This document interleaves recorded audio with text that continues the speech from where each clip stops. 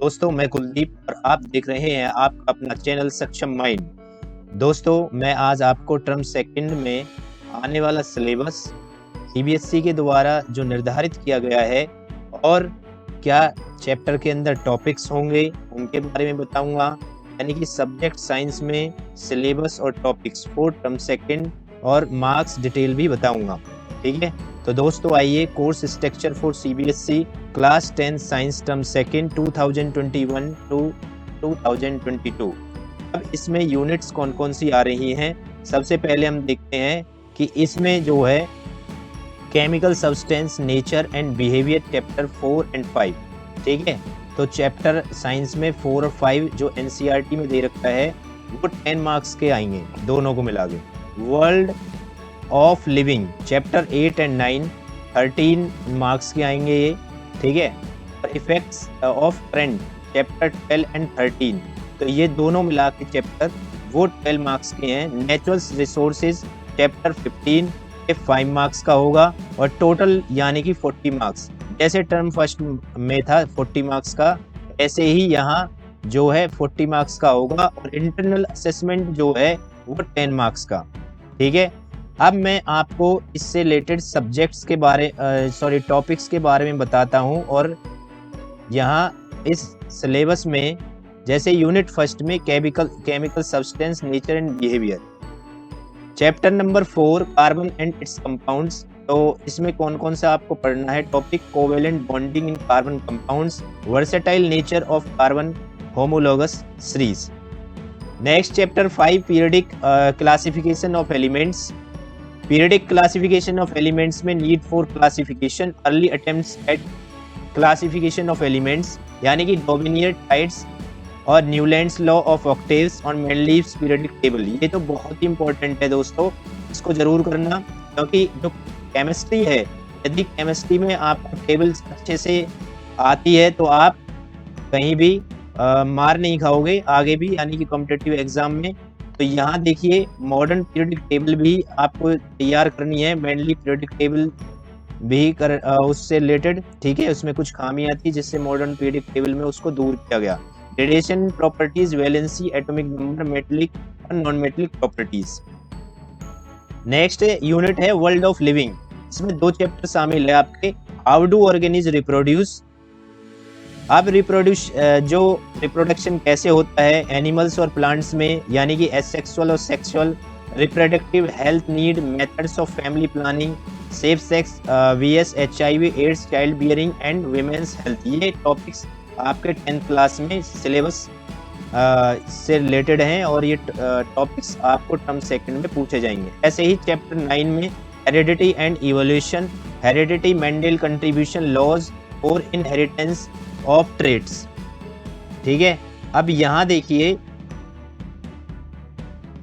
Next chapter है तो ये हेरिडिटी और इवोल्यूशन का हो गया। नेक्स्ट है यूनिट 4 में इफेक्ट्स ऑफ करंट, इलेक्ट्रिसिटी, तो ओम्स लॉ आएगा इसमें। Resistance, resistivity, factors on which the resistance of a conductor depends, series combination of resistors, parallel combination of resistors and its applications in daily life, heating effects of electric current and its applications in daily life, electric power, interrelations between PV, यानी कि P मतलब जो है power या potential हो सकता है, और V वोल्टेज से रिलेटेड है, और I जो है करंट से रिलेटेड है, R रेजिस्टेंस। ठीक है, तो यहाँ देखिए मैग्नेटिक इफेक्ट्स ऑफ करंट, ये चैप्टर 13 इसी में शामिल है। इफेक्ट ऑफ करंट में मैग्नेटिक इफेक्ट ऑफ करंट ये टॉपिक आएंगे। Magnetic field, field lines, field due to a current carrying conductor, field due to current carrying coil और सोलेनॉइड। ठीक है, ये फील्ड है दोस्तों और सोलेनॉइड। ठीक है, कॉइल और solenoid, force on current carrying conductor, Fleming's left hand rule, electric motor, electromagnetic induction, induced potential difference, induced current, Fleming's right hand rule. ठीक है दोस्तों, इन टॉपिक्स को अच्छी तरीका से रीड करना है और समझना है।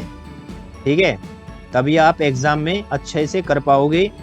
और ये चैप्टर 15 जो है यूनिट 5 में है नेचुरल रिसोर्स यानी कि आवर एनवायरनमेंट। एनवायरनमेंट के बारे में मालूम भी होना चाहिए। Environmental problems, ozone depletion, ecosystem, waste production and their solutions, biodegradable and non biodegradable substances, natural resources.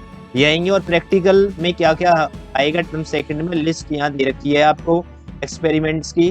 ठीक है, studying the dependence of potential difference across a resistor on the current passing through it और determining its resistance, also plotting a graph V and I. ठीक है, तो इसमें यानी कि जो करंट इलेक्ट्रिसिटी वाला चैप्टर है और मैग्नेटिक वाला है, मैग्नेट वाला चैप्टर जो है उसको अच्छी तरीक़ा से कर लेना।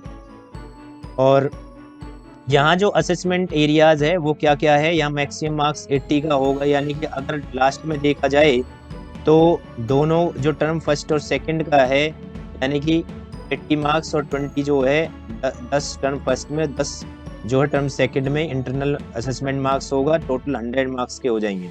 अब यहाँ देखिए कॉम्पिटेंसीज दे रखी है, demonstrate knowledge and understanding 46% marks यानी कि नॉलेज और अंडरस्टैंडिंग से रिलेटेड होगी जो आपको ये सिलेबस दिया हुआ है टर्म सेकंड के लिए। और एप्लीकेशन ऑफ नॉलेज और कॉन्सेप्ट्स से रिलेटेड जो मार्क्स होंगे वो 22% मार्क्स, और एनालाइज और इवेल्युएट एंड क्रिएट जो रिलेटेड होंगे वो 32%।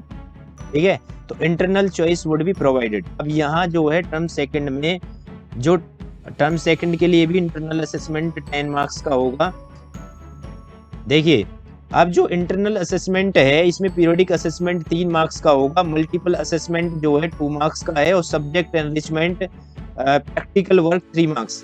देखिए दोस्तों, एग्जाम में एक एक मार्क जो है बहुत उसकी इम्पोर्टेंस होती है, एक एक मार्क्स की, एक एक मार्क भी बहुत अपनी इम्पोर्टेंस रखता है, इसलिए ध्यान से अपनी फाइल बनाएं। ठीक है, अपना जो है सारे टॉपिक क्लियर करें और स्कूल में भी अच्छे से अच्छे मार्क्स लेकर आएँ, और पोर्टफोलियो 2 मार्क्स का होगा इसमें। ठीक है दोस्तों, तो यहाँ टोटल 10 मार्क्स का हो गया। धन्यवाद दोस्तों, इसको वीडियो